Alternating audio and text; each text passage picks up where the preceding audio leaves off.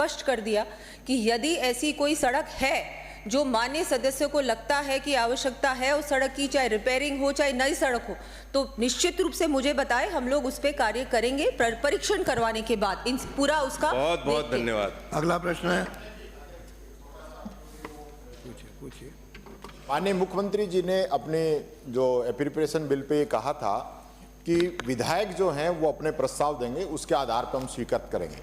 तो आप चाहे कमेटी करें, पर वो कमेटी विधायकों से प्रस्ताव ले, ये तो इंश्योर करें आप, जब मुख्यमंत्री जी ने कह दिया।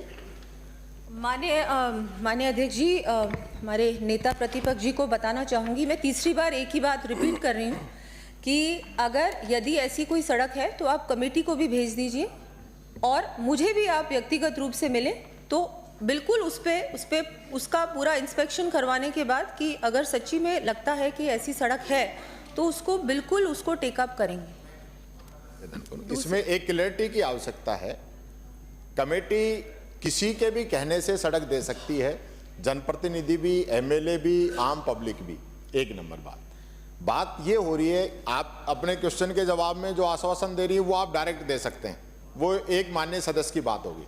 लेकिन जो एक मुख्यमंत्री जी ने जो बात कही है कि भाई जो हमने आपका एमएलए कोटा 23 करोड़ कर दिया, 10 करोड़ पिछला, 10 करोड़ ये, 3 करोड़ रुपए बिल्डिंग का, तो वो उनका जो कहना था कि वो विधायक की अभिशंसा पे है और कमेटी जो करती है वो बिना विधायक की अभिशंसा पे भी कर सकती है। तो मेरा आग्रह यही है कि मुख्यमंत्री जी ने जो सदन के अंदर बात कही है, माननीय मंत्री जी, उसकी पालना आप कराएंगे क्या?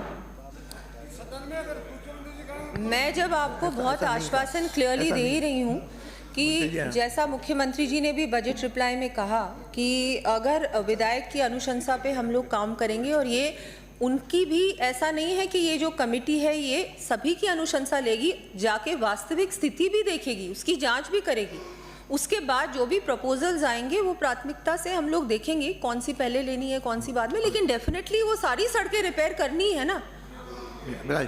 अगला प्रश्न है मनीष यादव। हो गया, दो क्लैरिटी नहीं आ रही, कमेटी को दे दो। नहीं आ रही, अरे ऐसा नहीं है। मनीष यादव उसके जब विधायक प्रतिपक्ष भूलो मत, आपने भी यही किया था, जैसा आपने किया था वैसा आपने परंपरा बनाई हुई है, हम भी वही करेंगे। अब इसमें मनीष यादव, आपके सदन के नेता जो आश्वासन दे चुके हैं उसको भी आप नहीं मान रहे। मैं उसी को दोहरा रही हूँ कि सदन के नेता ने भी आश्वासन दिया है कि जो हमारे माननीय सदस्य हैं उनकी राय ली जाएगी, उनकी भी वो जो देंगे प्रस्ताव। और इस बार बजट में भी माननीय अध्यक्ष जी, मैं बहुत क्लियरली कहना चाहूंगी, पिछले बजट में और इस बार जितना कुछ मिला है, चाहे किसी भी पार्टी का नेता हो, किसी भी पार्टी के हमारे एमएलएज हैं, ये बिना भेदभाव के इस बार बजट में और पिछली बार बजट में भी हमने दिया है। आपके जो पार्टी के जो एमएलएज हैं उन्होंने भी इस बात को माना है, सदन में एक्सेप्ट किया है कि बिल्कुल इस बार जो ऐसा बजट दोनों बार आया है